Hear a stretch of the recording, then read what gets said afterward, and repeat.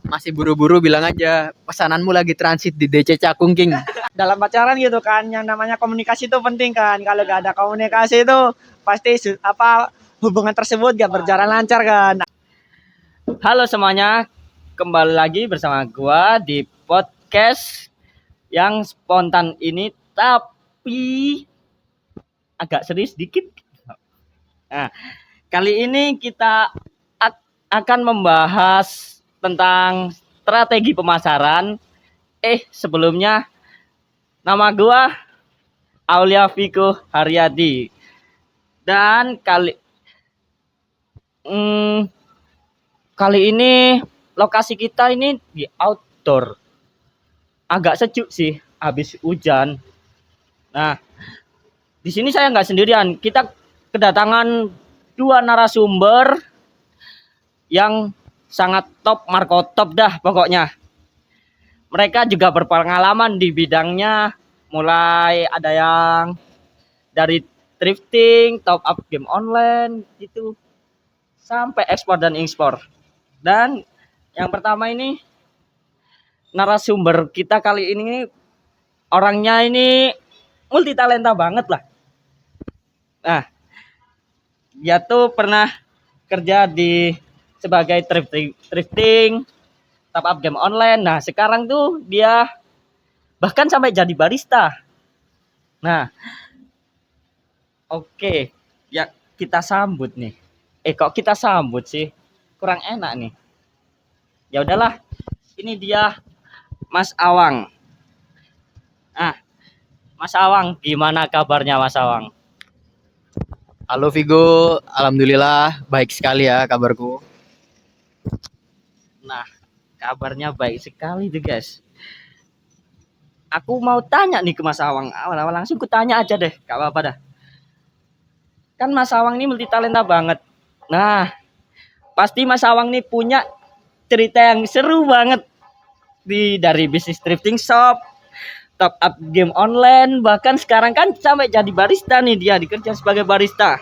Nah, gimana tuh perjalanannya sampai kok loncat-loncat gitu dari bisnis sampai sekarang jadi barista? Gimana tuh Mas Awang?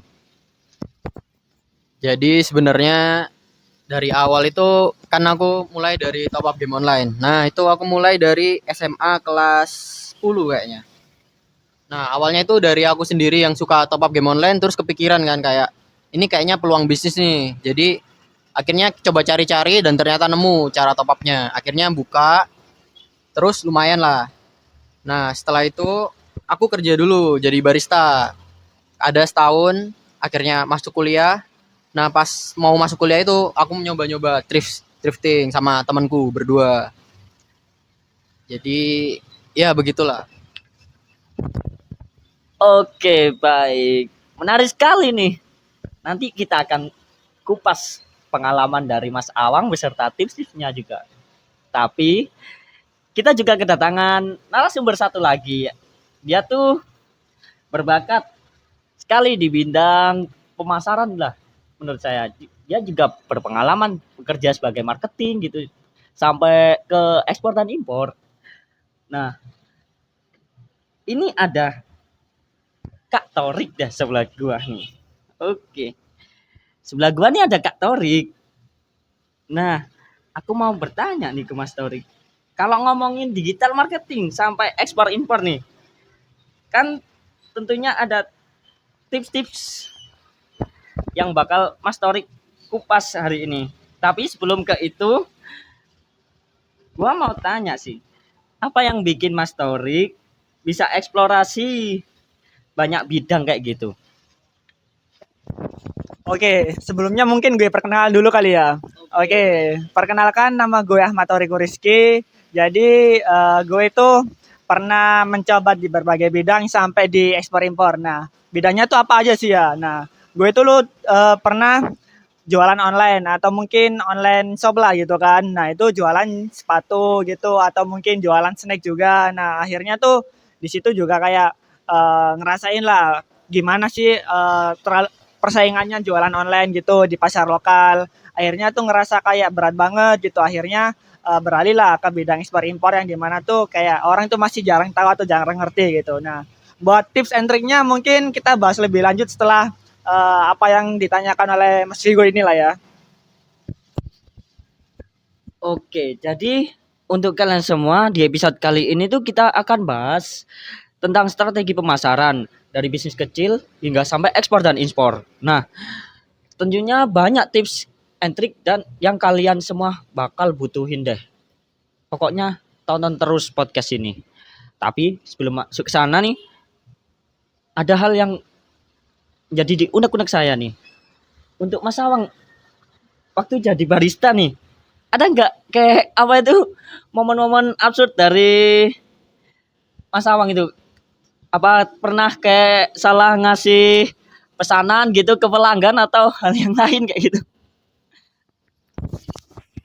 Kalau dari aku sendiri pernah sih emang kayak salah bikin pesanan. Terus kalau salah gitu ya diminum sendiri gitu. Kita bikin pesanan yang sesuai terus kita kasihkan lagi. Terus kalau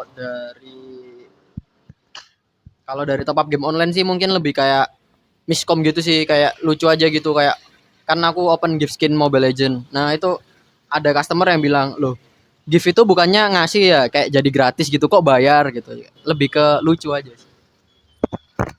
Nah, tadi kan Mas Awang kan bilang salah pesanan kan. Nah, terus kalau pesanan yang salah itu apa? Diminum sendiri apa dibuang kayak gitu?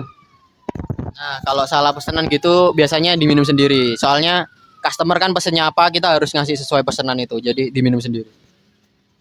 Jadinya baristanya dong yang ganti rugi kalau gitu.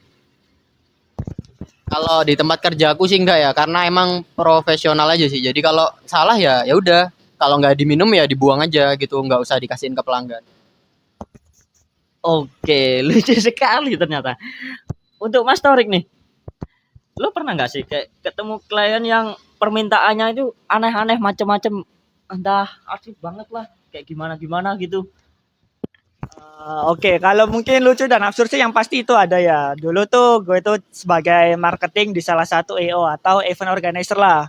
Nah, itu tuh kayak pengalaman lucunya tuh ketika klien datang ke kantor kita, mereka tuh tanya-tanya gitu kan. Nah, tanya-tanya gitu sampai detail, sampai lengkap dari harga, spesifikasi, kuantitas dan juga jumlah semuanya lah. Tapi mereka tuh nggak jadi deal. Nah, gitu kan dari kita sendiri kan kayak kesel sendiri gitu kan, udah ngelayani lama gitu, tapi merekanya nggak deal gitu, cuma pengen tahu. Nah, untuk cerita yang lainnya itu ada juga sih kayak mereka itu udah kita kasih katalog gitu kan. Katalog kan yang pasti isinya tuh kayak list barang yang kita jual, harganya juga gitu, spesifikasi gitu kan. Nah, tapi mereka tuh kayak apa ya?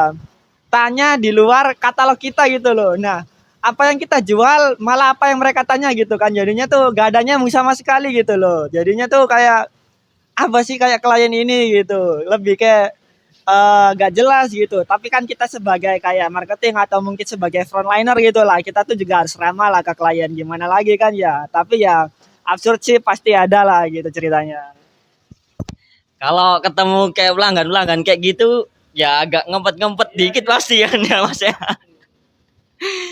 Kalau gitu ya udah, gua lempar kursi itu pelanggan kayak gitu.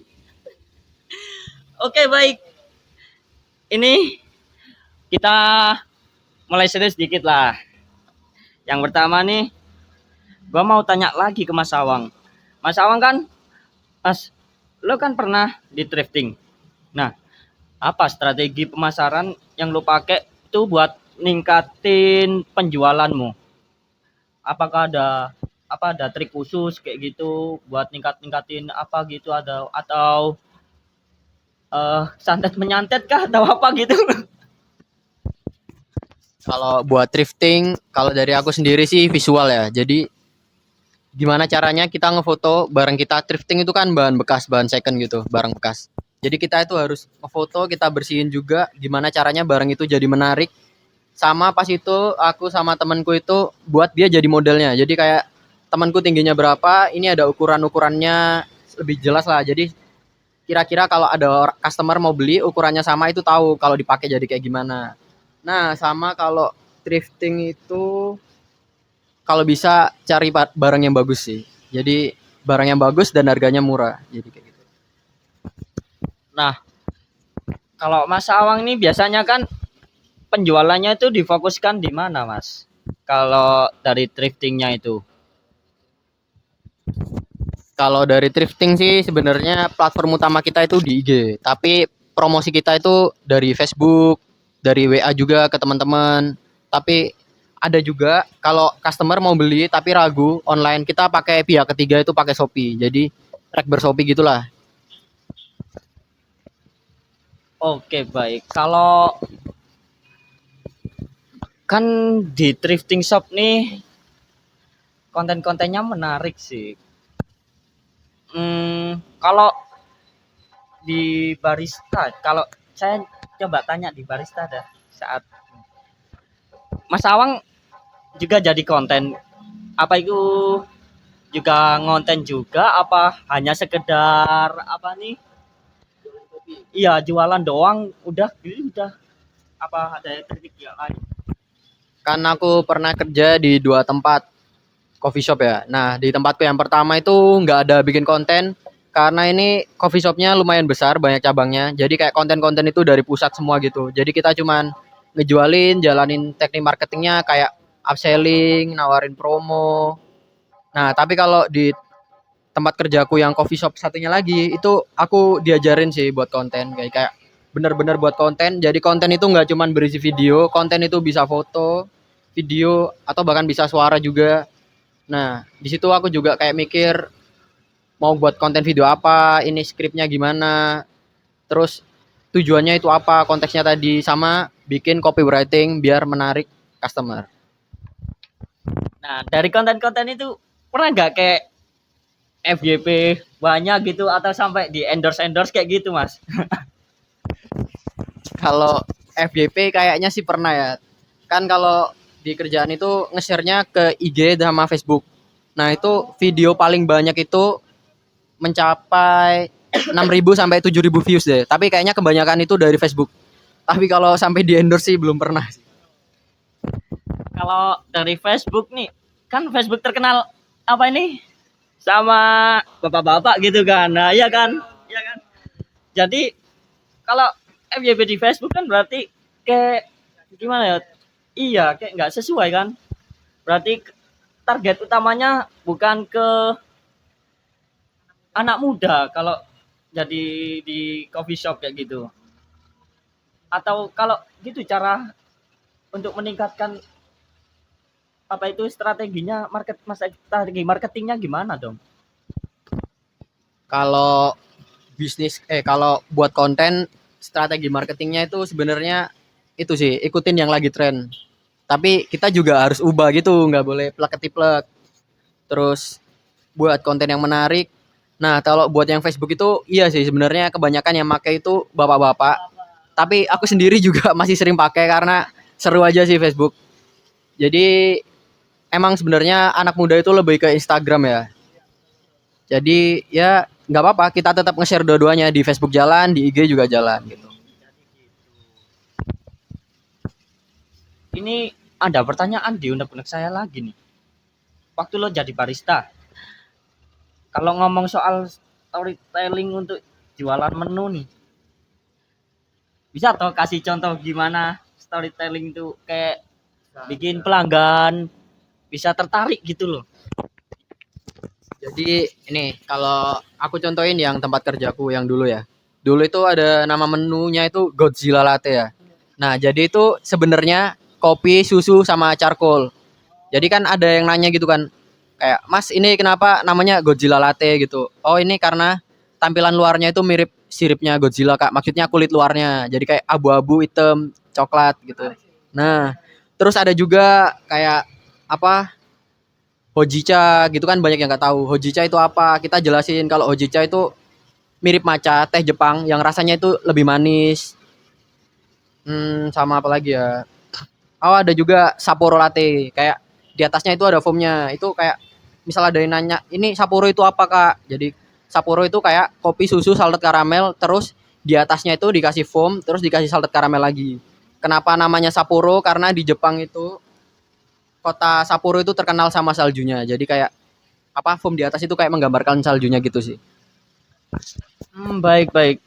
Tapi kalau di coffee shop nih sama nggak sih kayak di McD atau hal-hal yang lain gitu kan biasanya ada kayak teknik marketing upselling gitu kan ya. Emang ada di coffee shop itu? Yang pasti ada sih, kayak misal kita ada yang mau beli yang kecil kan. Nah, terutama apalagi kita lagi ada diskon di menu itu, kita tawarin, nggak mau nambah yang kayak ini kak, soalnya harganya lebih lagi promo lebih murah gitu. Jadi kayak customer lebih mikir kan, duh kayaknya kalau beli yang besar lebih cuan nih kayak gitu. Jadi mereka beli. Nah itu kayak gitu upsellingnya. Kalau mereka nggak mau gimana? Masa diancam gitu? Harus beli gitu. Mau gak? Kalau gak gua jualin nih. Kalau aku sih nggak pernah ya sampai ngancem gitu. Mungkin aku biasa sih kayak nawarin nggak mau upgrade yang ini kak, lagi promo, harganya jadi lebih murah. Nah itu kalau customernya masih nggak mau, ya udah sih. Jadi kayak biar customernya sendiri yang milih. Oh, kayak gitu. Hmm, menarik sih, tapi dari semua pengalaman lu itu Mas emang ya. Kayak apa sih? Kayak pelajaran berharga yang dapat diambil dari pengalaman-pengalaman lu semua ini mulai kayak dari thrifting tadi, terus online, terus sekarang jadi barista kayak gitu. Apa sih yang kayak pengalaman yang dapat diambil gitu dari Kalau dari aku sendiri kan kalau game online itu masih jalan. Kalau thrifting udah enggak karena temen gue juga udah sibuk sama kuliahnya, gue juga sibuk. Jadi kayak bener-bener berhenti meskipun barang-barangnya itu masih ada stoknya. Kalau dari gua sih konsisten sih. Kita harus kalau ngelakuin bisnis itu harus konsisten. Jadi kayak di thrifting itu sebenarnya dulu gua lumayan banyak lah cuannya, tapi ya gitu nggak konsisten kayak jadinya gitu deh gak jalan. Nah, kalau dari game online itu gue juga pernah gak konsisten kayak beberapa hari itu gue lupa ngupload price listnya, posternya, promosi. Jadi kayak mungkin ada customer yang gak top up di gue lagi. Sampai akhirnya ya gue udah tahu kesalahan gue dan gue nyoba konsisten terus sampai sekarang. oke. Intinya itu konsisten, mau gimana pun bisnis kita kayak gitu. Pokoknya kalau kita konsisten pasti akan ada jalan yang terbaik gitulah. Tapi ngomong-ngomong nih, kasihan Mas Torik. Dari tadi kita anggurin kayak ngomong berdua gitu. Aku ingin tanya sebenarnya ke Mas Torik, tapi tadi kayak keasikan gitu kepada Mas Awang kan. Oke, Rik. Lo kan jago banget di dunia digital marketing kan. Kalau misal lo disuruh bikin strategi marketing buat sebuah brand gitu ya.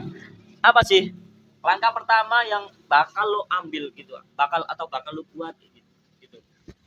Oke, membuat strategi dari sebuah brand gitu kan ya. Ya. Langkah pertama sih yang pasti tuh, yang pasti banget kita menentukan target market kita atau target pasar kita. Dari brand tersebut kita kasih contoh lah, misal thrifting tadi seperti yang bisnisnya Awang ini kan ya.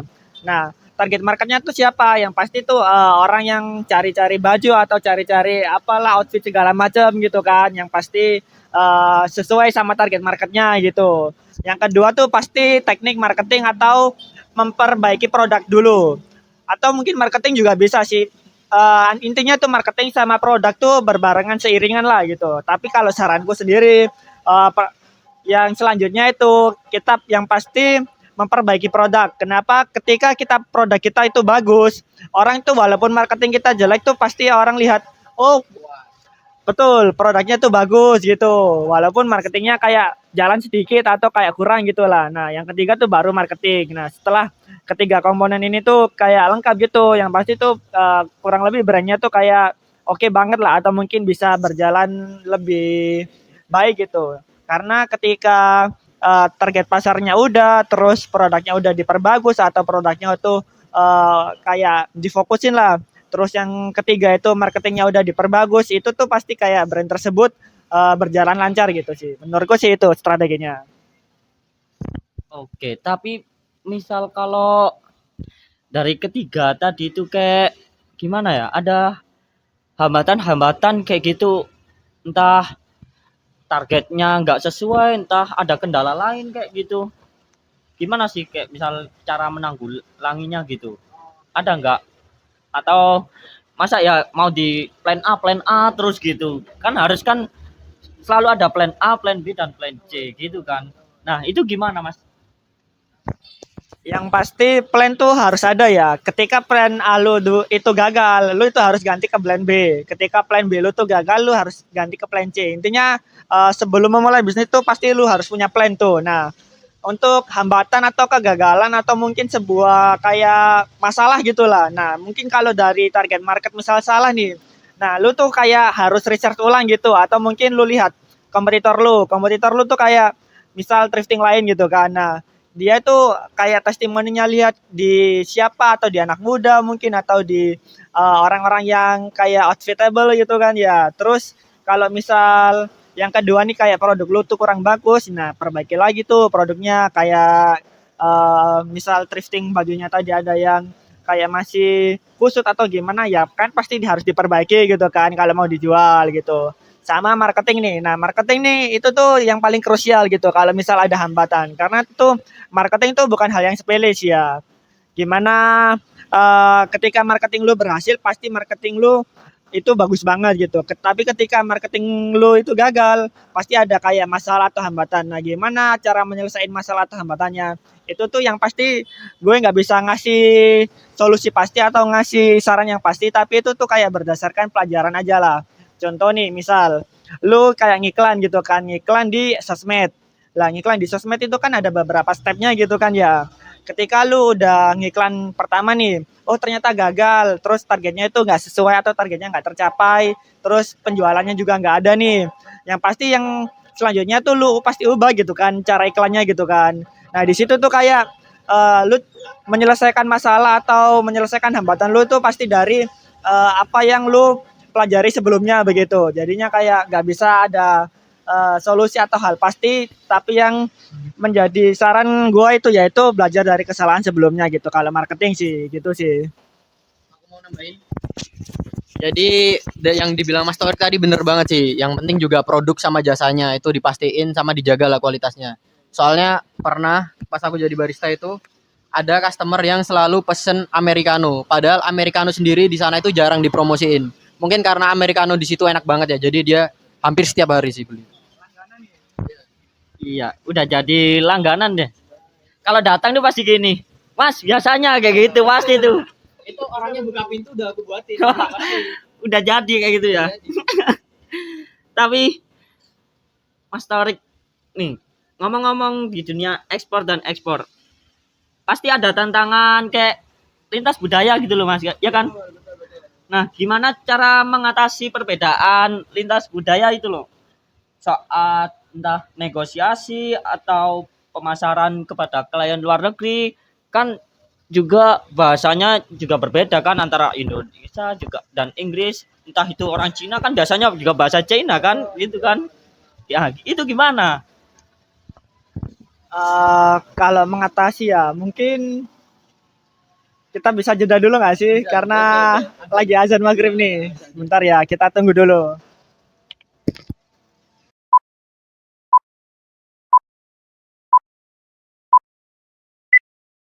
Baik, kita lanjut sekarang. Mohon maaf, tadi ada break bentar, azan dah. Kan kalau kita lanjut azan nanti ntar takutnya kita yang kualat, gitu, Cok. Nah, kembali lagi ke pertanyaan selanjutnya. Mas Torik nih, lu kan udah pengalaman di dunia ekspor impor dan impor. Tadi kan saya tanya, pasti ada tantangan di komunikasi lintas budaya nih. Nah, gimana nih cara mengatasi perbedaan lintas budaya dari segi bahasanya atau entah yang lain kayak gitu? Kayak pasti kan kalau ngobrol dari orang luar kan pasti pakai bahasa Inggris gitu kan, nggak mungkin lah orang luar bisa bahasa Indonesia, apalagi orang China ya pasti kan bahasa China kan, apalagi kayak tulisannya pasti nggak mungkin kan paham gitu kan. Nah itu gimana cara ngatasi komunikasi lintas budaya itu tadi? Oke, karena cara mengatasi komunikasi lintas budaya dalam bidang ekspor ataupun impor ya. Yang pertama tuh pasti kita sebelum menawarkan atau mempromosikan produk kita tuh lihat dulu produk kita tuh cocok di negara mana, terus di daerah di bagian negara tersebut. Nah, setelah itu kita tahu kan ya, kita pelajari itu bagaimana kebiasaan mereka. Misal nih kayak apa ya?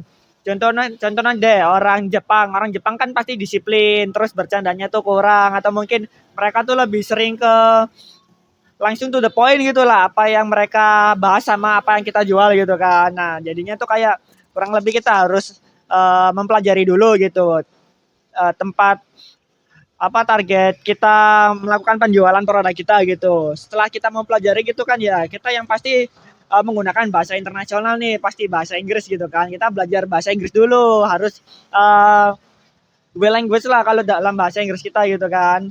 Jadinya kalau bahasa kita tuh kurang, nah pasti mereka kan kayak nggak paham gitu. Kalau dari segi komunikasi aja kurang, terus gimana nih cara kita deal gitu kan ya? Kayak dalam apa ya, dalam pacaran gitu kan, yang namanya komunikasi itu penting kan. Kalau nggak ada komunikasi itu pasti apa hubungan tersebut gak berjalan lancar kan. Apalagi ini dalam bisnis internasional gitu.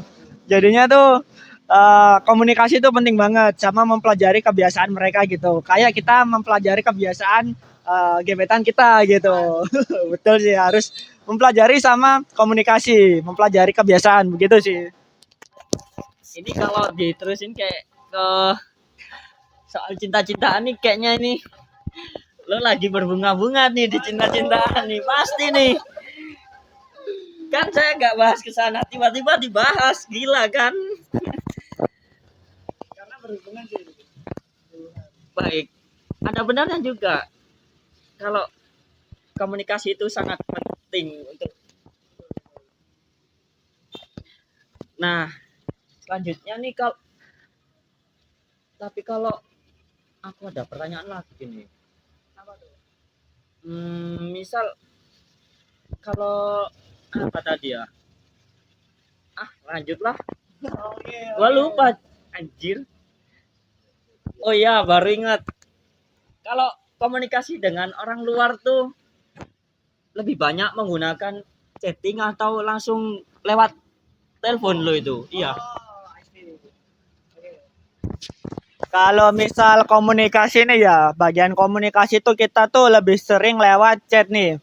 Kalau lewat chat aja kan mungkin gini nih, disclaimer dulu, nggak semua buyer atau pembeli kita tuh bahasa Inggrisnya tuh juga bagus. Kecuali kalau, betul, kecuali kalau emang orang Inggris atau Amerika asli. Nah, dulu tuh aku ada klien dari Arab sama dari Korea gitu kan. Nah, mereka tuh juga kayak bahasa Inggrisnya tuh kayak kurang gitu, tapi mereka lebih oke gitu lah dalam bahasa Inggrisnya. Nah, jadinya tuh kita lebih sering lewat chatan, karena kan kita bisa saling translate dulu begitu kan, translate dulu. Nah, jadinya kalau misal lewat telepon atau lewat video call itu kayak jarang sih, lebih ke urgent banget atau enggak mereka kayak lihat ngeaudit produksi pesanan mereka gitulah di perusahaan atau di pabrik kita gitu. Jadinya kalau VC atau telepon betul, buat VC atau telepon tuh buat mantau doang dan kurang lebih seringnya tuh lewat chat sih gitu. Jangan-jangan lu kecantol klien dari luar mungkin ya. Kan lewat chat biasanya dapat nomornya terus disimpan nanti dijadikan gebetan kan gitu kan. Tapi ngomong-ngomong lu jago gak sih bikin website? Kalau dari pengalaman ekspor impor dengan luar kan pastinya banyak yang pakai website kan, nggak mungkin langsung dapat nomor gitu kan. Nah, untuk website nih yang pasti gimana mungkin gue jelasin dulu kali ya. Gimana cara gue dapat buyer nih atau pembeli. Yang pertama nih pasti kayak ada platform atau website yang dimana tuh khusus jual beli atau memasarkan produk yang di skala internasional tuh. Contoh tuh kayak ada GoForward, terus Tradewheel atau Inatrade gitu, yang lain sebagainya, di mana tuh juga kayak sebuah platform yang memasarkan produk kita. Nah, setelah kita mendapatkan produk kita, bagaimana sih cara buyer melihat produk atau mungkin jasa kita di Indonesia yang sementara mereka tuh notabene tuh di luar negara kita gitu kan. Iya, yang pertama tuh pasti kita perlu web. Web tuh penting banget biar kita terlihat profesional dan biar kita terlihat lebih bagus lah perusahaan kita gitu. Karena ketika perusahaan tuh nggak punya web, kayak mereka tuh pasti diragukan gitu kan sama klien gitu. Perusahaan apa nih nggak punya web gitu kan? Apalagi kayak web tuh cuma berapa sih gitu kan? Nggak sampai jutaan atau puluhan juta gitu. Masa perusahaan aja nggak menyediakan web gitu kan? Nah, jadinya tuh mau nggak mau tuh aku juga dulu belajar bikin web yang dimana buat nempatin company profile, terus produk, harga gitu sama kontakku di website biar mereka tuh lebih trust atau lebih percaya gitu ke produkku gitu. Jadinya tuh kurang lebih website tuh pasti harus banget sih. Dan makanya itu kalau jago atau enggaknya sih aku masih belajar juga. Tapi kalau pernah bikin web buat eh, bisnis atau mungkin buat ekspor pasti pernah lah gitu sih. Ngomong soal web nih, apa sih elemen terpenting dari web ini yang efektif buat sebuah marketing gitu? Ah, bentar, kita break bentar dulu ada info.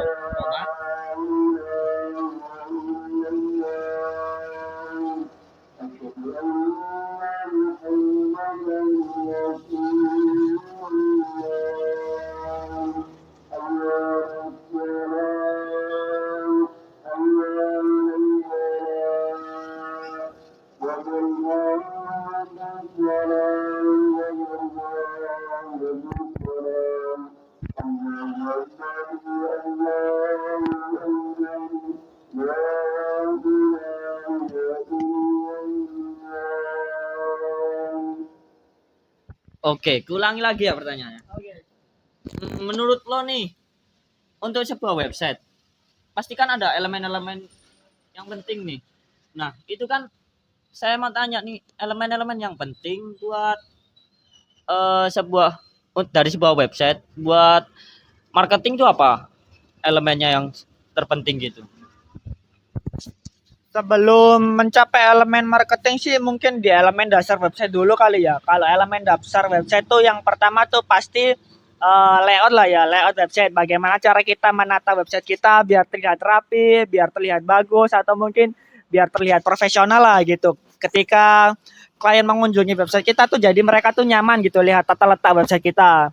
Yang kedua tuh pasti konten kita gitu. Nah, buat isi dari website kan pasti juga butuh konten kan. Jadinya tuh konten kita tuh juga harus bagus banget biar klien tuh betah tuh menetap di website kita atau mungkin klien dengan mudah menangkap informasi dari produk atau jasa kita yang kita sajikan dalam konten gitu. Dan yang terakhir nih, bukan terakhir sih, kalau lebih tepatnya tuh selanjutnya yaitu bagian elemen marketing.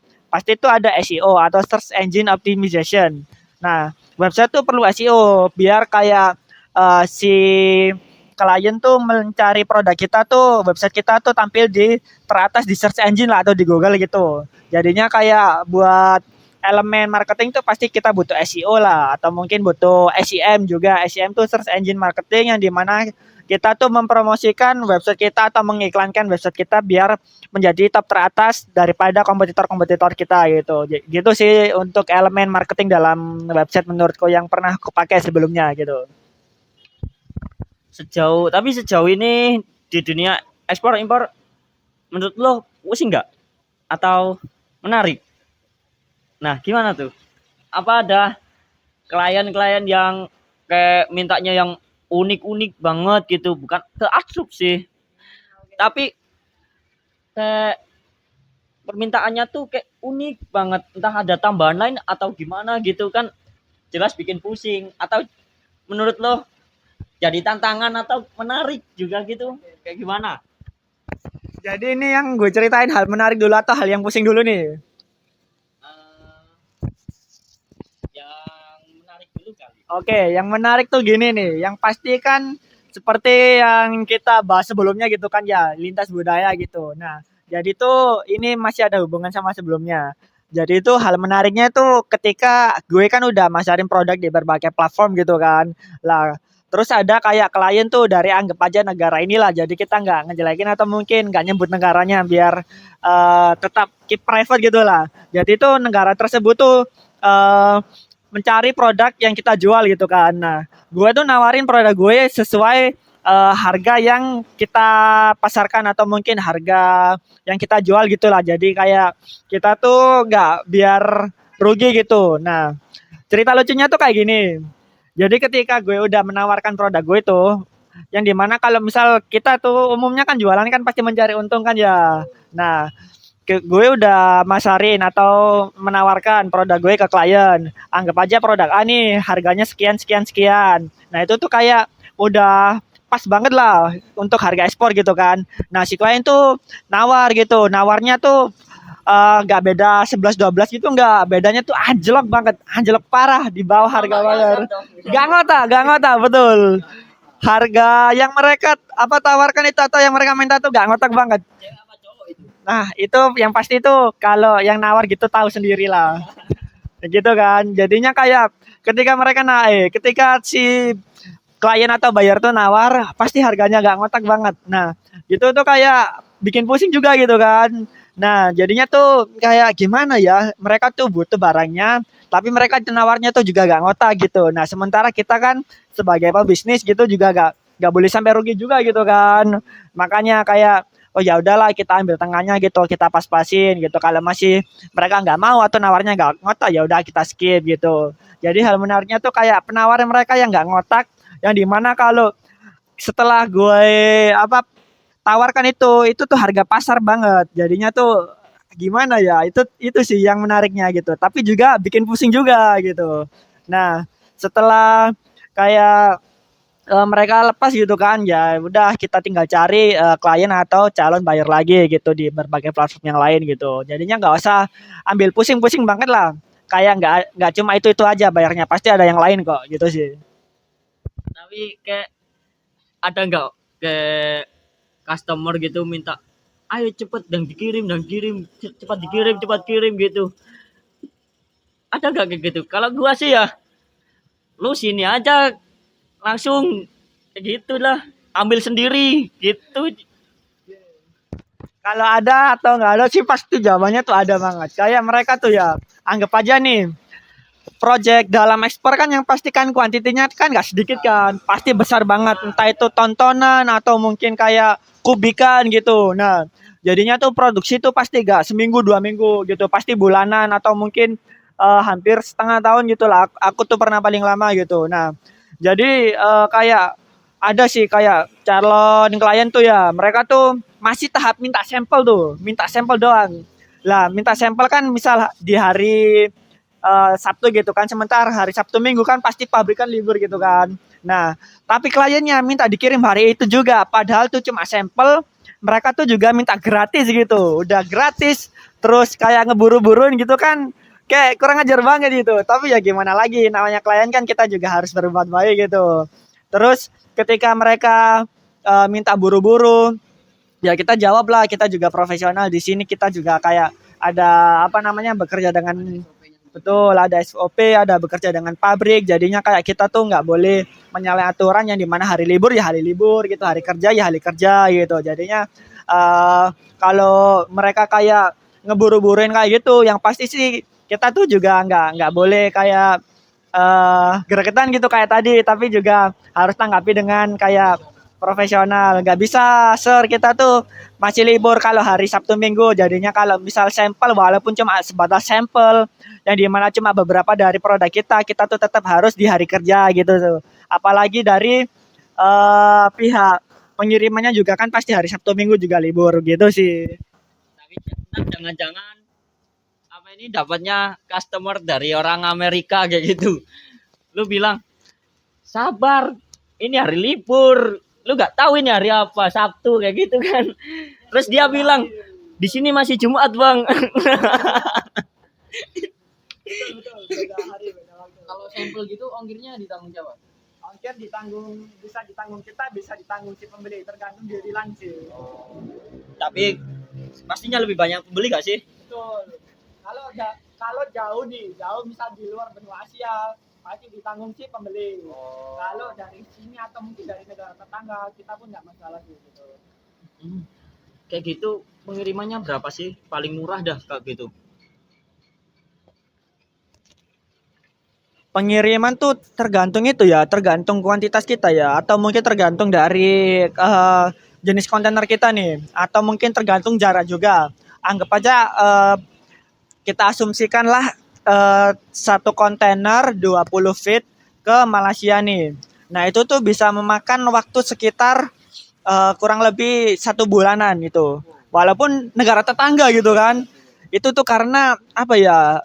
Karena tuh di pelabuhan tuh pasti kan nggak cuma satu kontainer kan, pasti ada ratusan atau ribuan gitu, betul. Diperiksa dulu, antri dulu, nunggu jadwal dulu, juga ketika sampai di negara pembeli juga diperiksa dulu, terus diangkut dulu, ngantri dulu, terus baru diantar ke si negara pembeli. Jadi nggak mungkin butuh waktu cepat gitu, kecuali ngirimnya pakai pesawat, itu cepat. Tapi ongkosnya kalau pesawat tahu sendiri kan ya, pasti mahal banget gitu sih. Kalau customer masih buru-buru lagi nih, bilang aja, no cari sendiri no di pelabuhan sono. Bongkar sana. Kalau masih buru-buru bilang aja pesananmu lagi transit di DC Cakung King.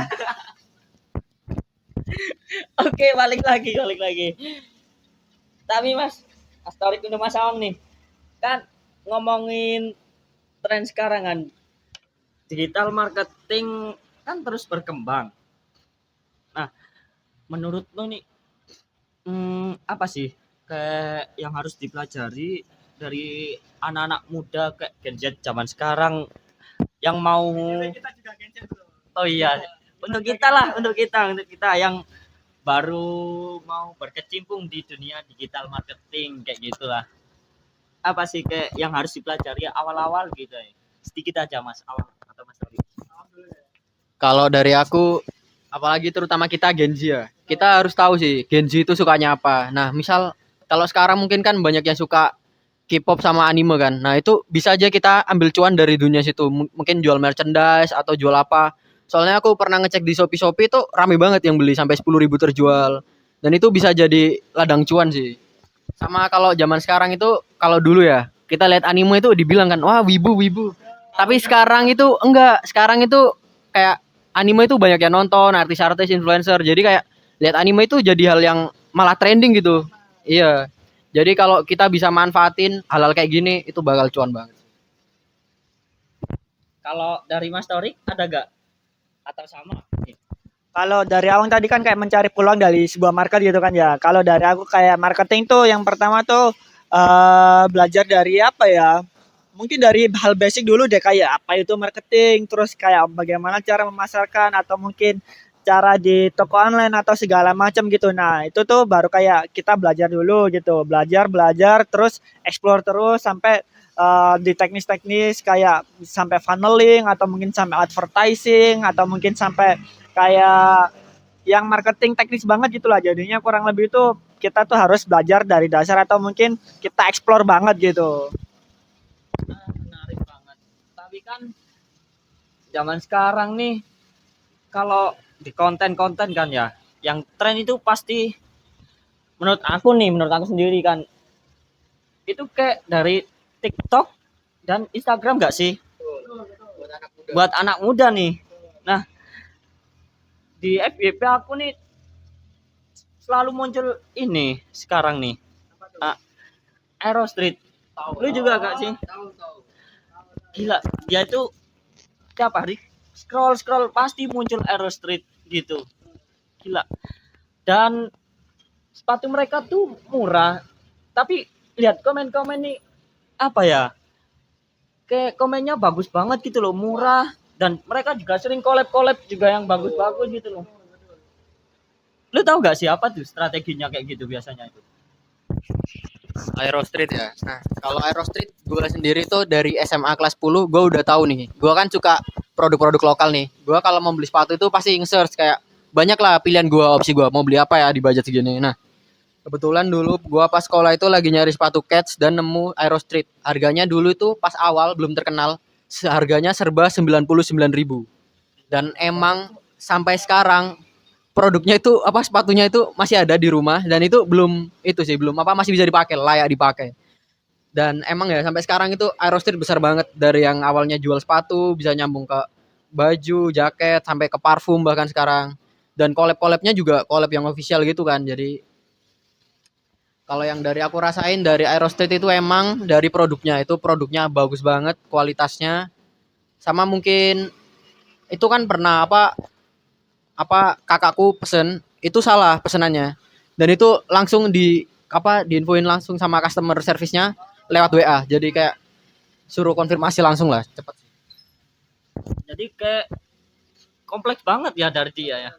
Udah murah, ramah ke pelanggan.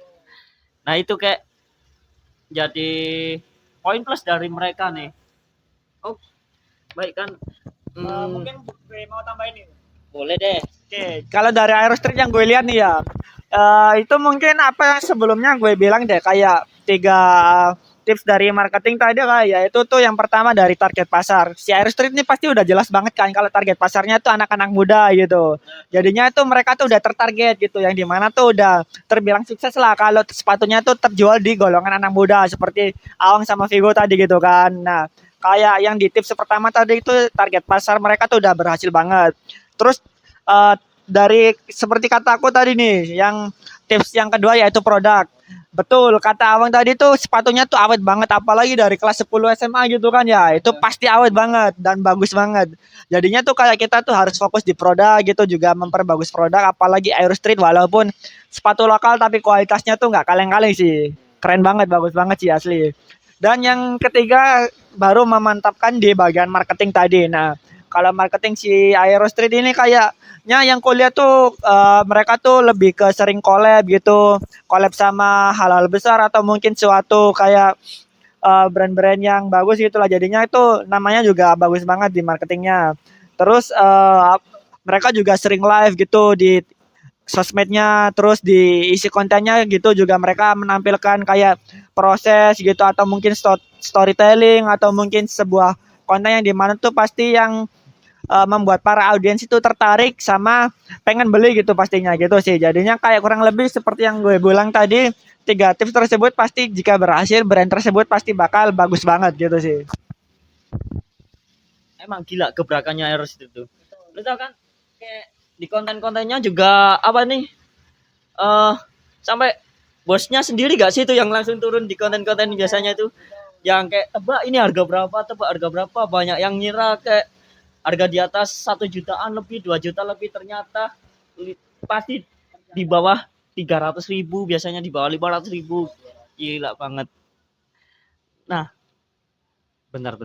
Tadi gua mau nanya apa ya? Ini.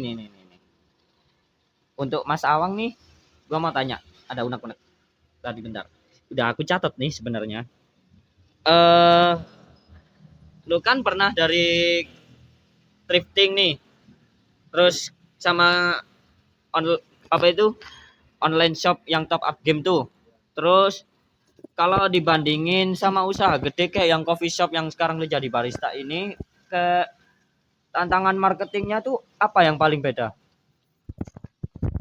Kalau perbandingannya ya, kalau menurut aku sendiri sih nyari customer di coffee shop itu agak susah sih menurutku. Lebih susah.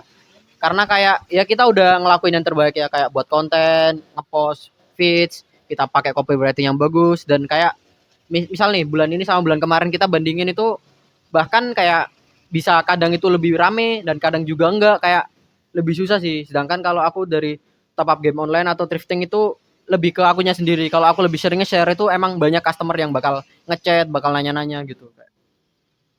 Tapi untuk Mas Torik, lu kan sering juga digital marketing kan. Terus kayak ada nggak tips-tips bikin konten kayak gitu? Tapi ya nggak cuman estetik doang sih, tapi juga efektif lah buat jualan. Kan kalau estetik doang kan semua bisa. Nah, kan harus ada isinya yang kayak buat bisa menarik pelanggan juga kan, harus efektif juga kan selain estetik. Nah, itu ada nggak tipsnya? Kalau tips mungkin ya dari aku dalam pembuatan konten tuh, jadi tuh dalam konten ada yang namanya hard selling sama soft selling gitu. Jadinya tuh di konten tuh kita tuh nggak boleh hard selling. Hard selling tuh apa sih?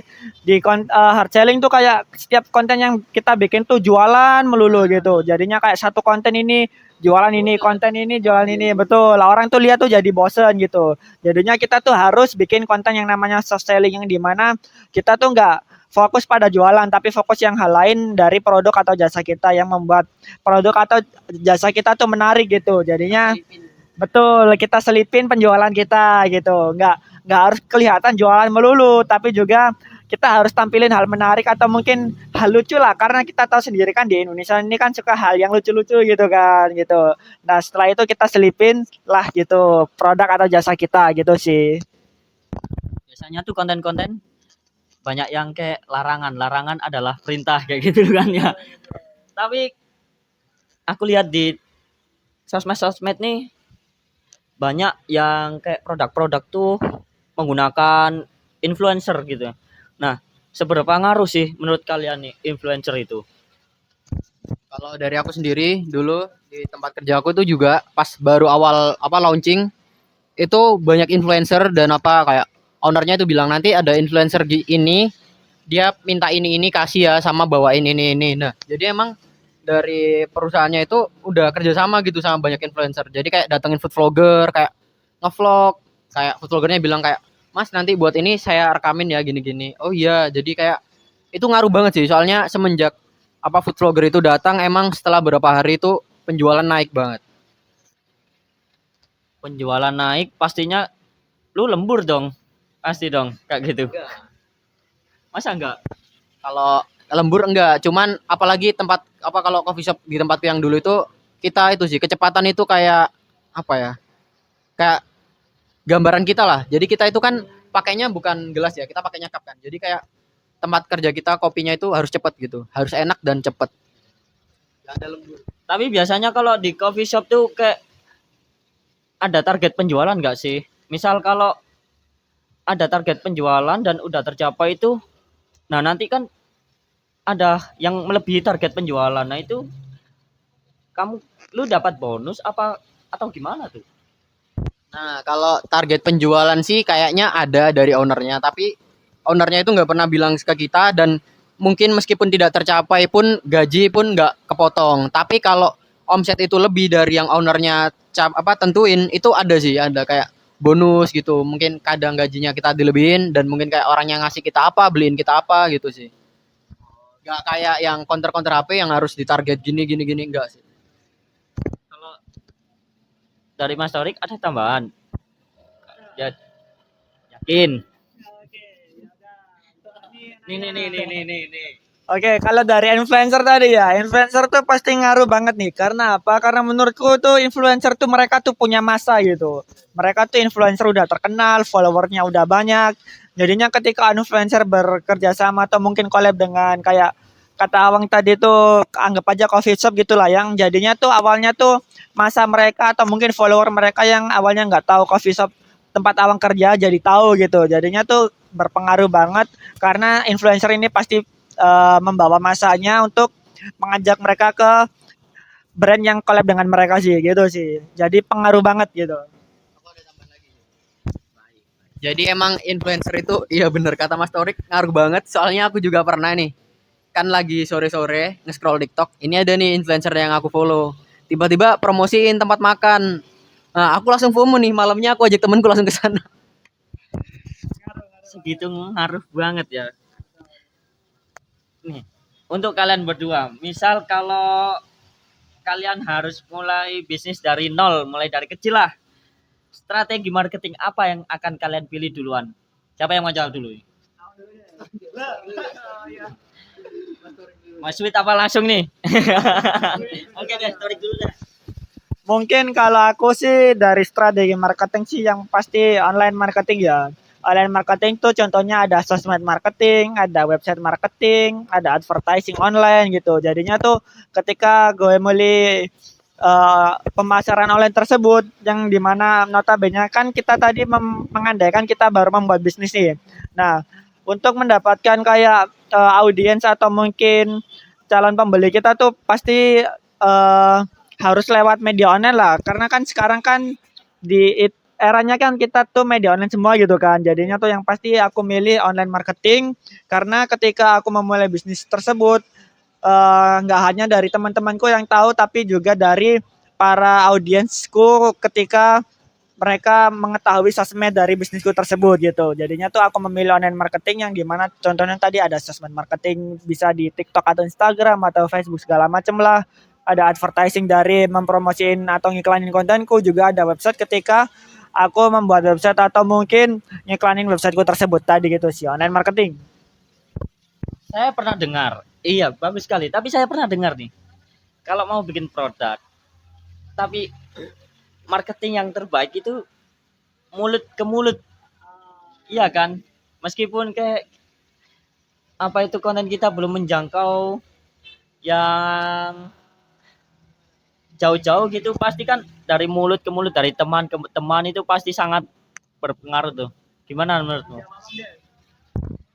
Ya, kalau dari yang Mas Torik tadi bener, itu strategi yang buat profesional ya.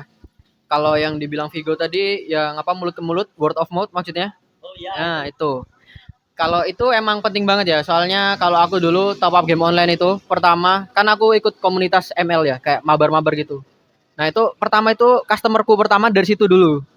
Terus dari situ, misal customer A ini top up ke aku yang sering mabar sama aku. Terus dia itu apa kayak nyebarin gitu ke temennya. Kalau top up ke sini aja atau kayak temennya nanya, "Kamu top up di mana?" "Ini top up di sini aja." Akhirnya kayak word of mouth kan. Dari 1 ke 10 ke 100 gitu terus.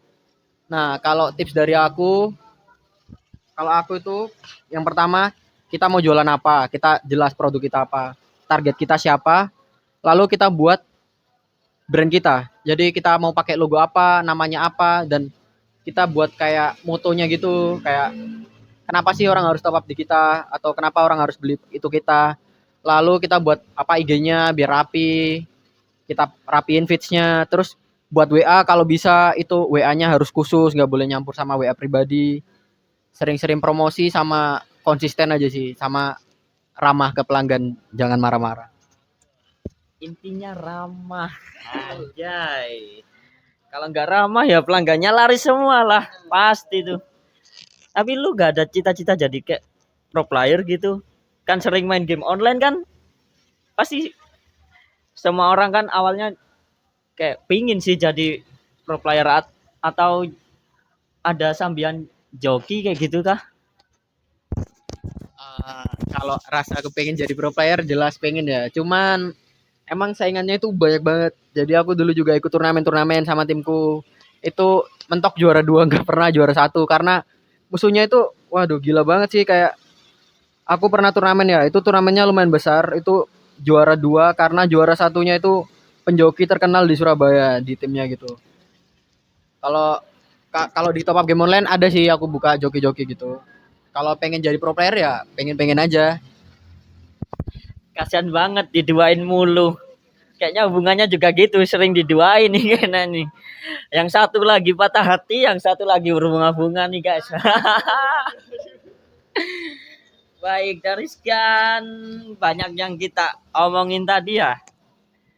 eh, apa satu pesan yang ingin kalian sampaikan kepada para penonton yang melihat ini deh?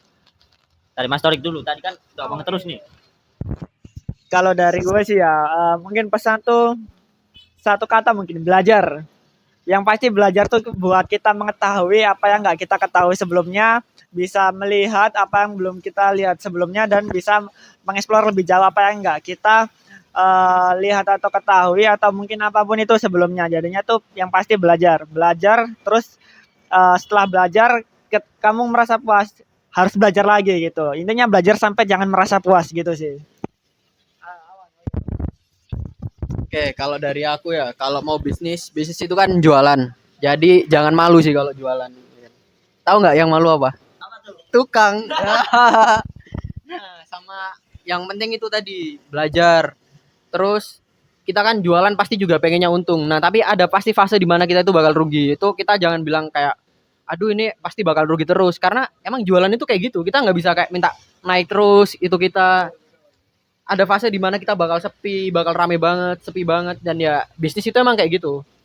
Jadi kalau menurut aku lebih baik kita mencoba terus gagal daripada nggak nyoba sama sekali.